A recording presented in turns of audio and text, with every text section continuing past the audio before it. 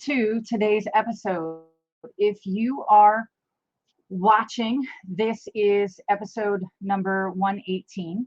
If you are, I should say, listening, you may hear some background noise, and I apologize for that, but it is hot and I can't stand it, and I have the fan on, and I don't want to put my earbuds in. Yeah.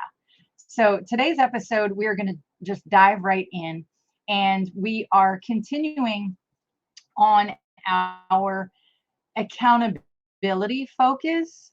And that's the topic that we've been covering several different aspects of over the last few weeks. Today, specifically, we're going to talk about how lit is your faith, your life, and your business. Okay, so we want to keep that in mind as I talk about what it means to be lit in your faith, your life, and your business. And before you go thinking, lit, what is that? Let me break it down for you in a way that's hopefully going to shine a light on your path and the one that's directly in front of you and the success path that you hopefully have in mind, right? So jump right to it. LIT stands for leadership, integrity, and testimony. And it's not just an acronym. LIT could be your ticket to taking charge, staying true, and leaving a mark that speaks for itself. That's what we're going to dig into today. So as I try and get comfortable here, I'm not happy with my lighting that is going on here. I have some kind of, I don't know, frog in my throat right now. Let me take a sip. Working with yesterday's curls, don't have my contacts in, so let's see how this is going to go. See, we're getting real right now. All right, so striving to infuse your faith into your everyday life as an entrepreneur, ministry leader, owner, founder, creative, or whatever your solopreneurship role or title may be, can be very challenging, especially in the midst of the dynamic demands of the business world.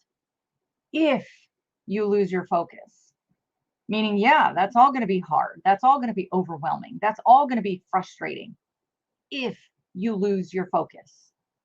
You see, this journey where leadership, integrity, and testimony intertwine calls for an unwavering commitment to authenticity and intentional decision making.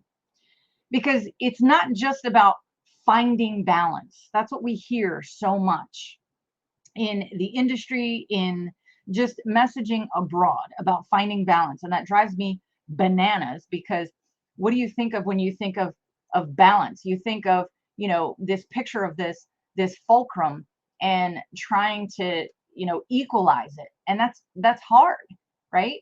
So I like to think about it as creating a symphony that harmonizes your faith with the strategic decisions that you make.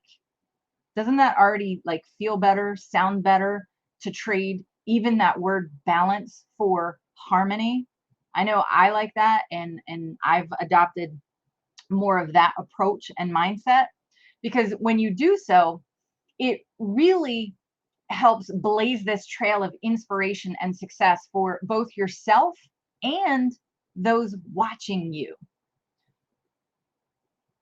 I have to be very careful with the words that I choose and what I say, as someone who, teaches and professes prioritized focus, right?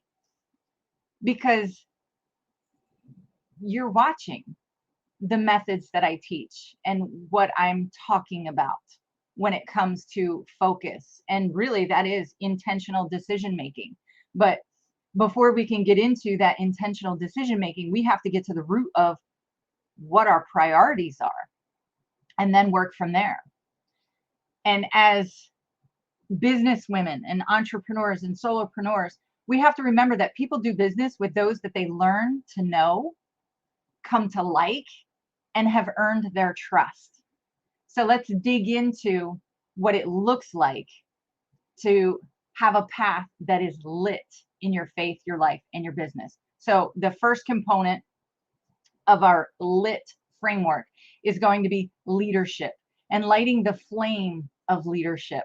See, defining who you are beyond your titles, your roles, your labels, or even your history is going to be the first step in effective leadership. After all, the first person you lead is you, and you want to be the best leader for her as possible, right? So, however, aligning your own internal leadership compass while navigating the external demands of everyday life and a growing business, well, that requires deep understanding of who you are and where you're headed. And I'm just going to kind of pause a little bit and say, if you really want to dig into what that even is, you'll want to pick up a copy of my book, Your Beautiful Masterpiece, and dive right into chapter 3, because that's going to give you the push that you need to answer this question, hopefully once and for all. I'm not kidding. So I'm not going to dig a lot into that here, but you need to make decisions that not only drive your business forward, but also resonate with the person that you are becoming. See, that's the key. We want change. We want things to change, but in order for things to change, that requires us to change internally. It's an inward before it ever becomes an outward result. You know, Romans 12:12 tells us, do not conform to the pattern of this world, but be transformed by the renewing of your mind. Then you will be able to test and approve what God's will is, his good and pleasing, perfect will. Yes, please. And what's interesting about this verse, and even just now as I recited that, it reminds me, you know, the transformed by the renewing of your mind. Isn't it interesting that now it's very popular and understood that your brain has the ability to rewire itself? And here, you know, scripture tells us thousands of years ago that was possible. Go figure. Anyway, finding your leadership style, one that authentically reflects your personality and values, becomes a transformative act of empowerment. See, to lead authentically is to step into a renewal of thought and daring to stand apart from the norm. I mean, I just go back to just now, and, you know, what if we took God's word for its word? Like I just said, you know, here it talks about the renewing of your mind way back then. And here we are now, and science is coming alongside and saying, yeah, you can renew your mind, literally. See, the essence of leadership finds its roots in not only how you follow, but who. See, just as Christ led with humility and love, your leadership needs to reflect those virtues too. And I said this in the last episode, or maybe the one before, but having to do with, we want to, you know, exemplify all of these, you know, things like humility and love and leadership. And we want that all to be outward, not only appearances and part of who we are and what people say about us, but, and we're quick to, you know, adopt those methods and practice those strategies and do those things for others. But what about for us? How much do you love yourself? How much do you spend time in making sure that you are leading you well? See, your style of leadership, shaped by your values and personality, becomes a beacon to light the way for others.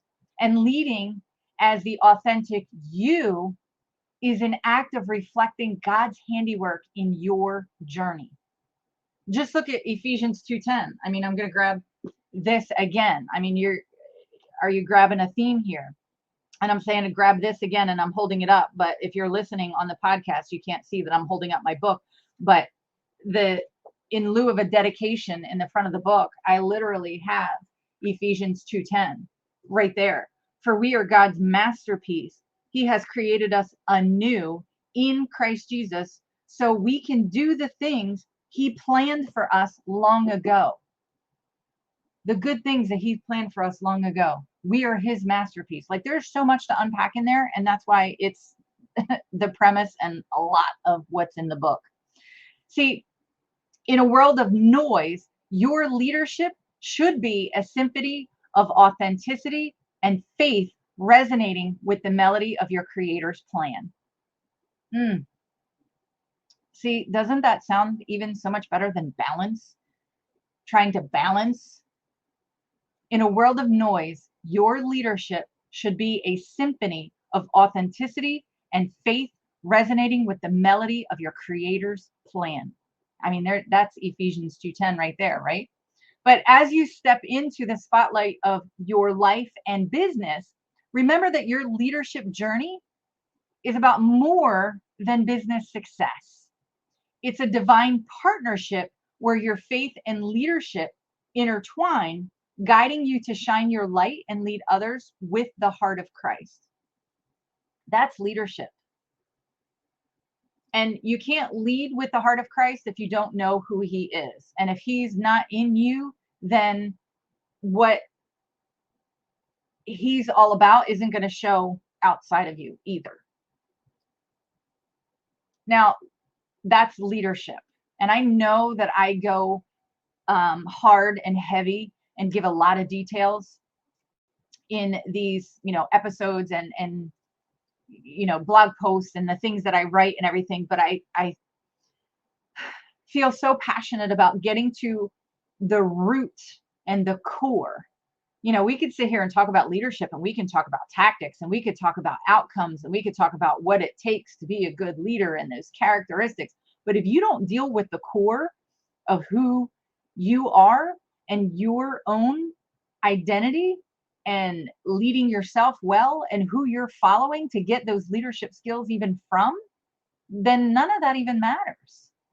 So as we move on to the next part, so all of that was leadership. And I have more to say about leadership, towards the end.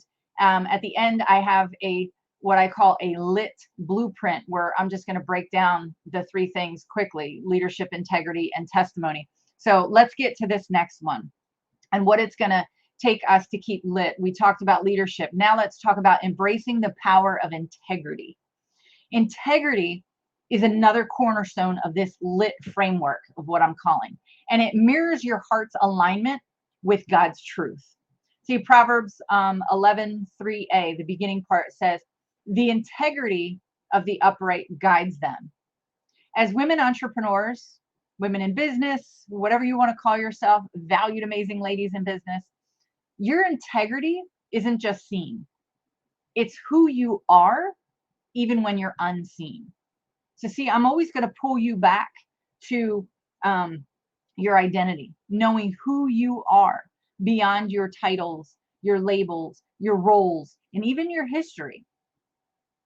In the middle of potential compromise, we'll call it, and what the world expects and what the success path is, that's the accepted version or whatever, it's your integrity that's going to anchor you.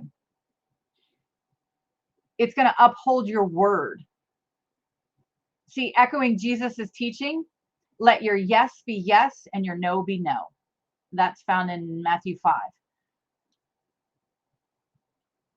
A lot of us are quick to say yes to anything that's right in front of us, and we say no to things that we don't understand or that we're confused about, because we don't take the time to dig in or know and understand what it is that we're saying no to or even yes to. We always, that standard answer of maybe, let me think about it. Let me pray about it, which you should absolutely pray about important decisions, but not if that is your go-to procrastination tactic because you can't give a yes or a no. You don't want to hurt somebody's feelings, or you're into people pleasing, or whatever that may be. Let your yes be yes and your no be no. make a decision and stick with it, and then course correct from there if necessary. See, integrity along with your leadership empowers you to align your choices with your faith. It's your legacy reflecting the Bible's call to focus on what is true, what is noble, what is right, what is pure. And that's Philippians 4:8, if you don't know that or familiar with. See, in business, it's those rooted in integrity who truly shine. I mean, like a lighthouse. Integrity is your legacy and your testament to your faith, standing tall and lighting the path for others to safely follow. I love that imagery of thinking of a lighthouse, right? And a lighthouse is not only a guiding light, but it's also warning where the rocks are, where the shallow spots are. Like, hey, stay away from here. You're going to smash and run aground, right? Our integrity has us standing tall and shining our light. I know which way is the way to go. I may not know all the answers. I may not know, you know, the way that you should go right now, but I know as me standing here as a lighthouse shining my light, I can point to where all the rocks and the obstacles are in this particular pathway that I'm in charge of looking out for, we'll call it. All right. So we're going to move on to the next. Along with leadership and integrity, the next part of our L.I.T framework is about your testimony. See, amplifying your unique testimony. This is the heart of what sets you apart, your testimony. This isn't just about sharing stories. It's about weaving your journey into a compelling narrative that resonates with those you've been divinely assigned to impact. That's important. See, imagine a modern day Deborah, the fearless judge and prophetess in the Old Testament. Her testimony wasn't just personal, it inspired a nation and sparked change. Similarly, your journey holds the power to ignite transformation in the lives of others that you've been entrusted to lead. See, in the realm of entrepreneurship, authenticity is gold. Your testimony is your secret weapon for building connections and community. And I don't mean it in a way to use it for that purpose. I've written about the power of story before, and I can put that link in the show notes, but I'm talking about not hiding from your testimony. See, what resonates with connecting with people and building a community is a story that people that can relate to. And it's hard to relate to a lot of these, you know, top influencers and I don't know, whatever you want to call them, social media gurus, when they're showing you the best of the best of the best. You know, do this and get that, do this and get that. But rarely do we see like what it took to get them there.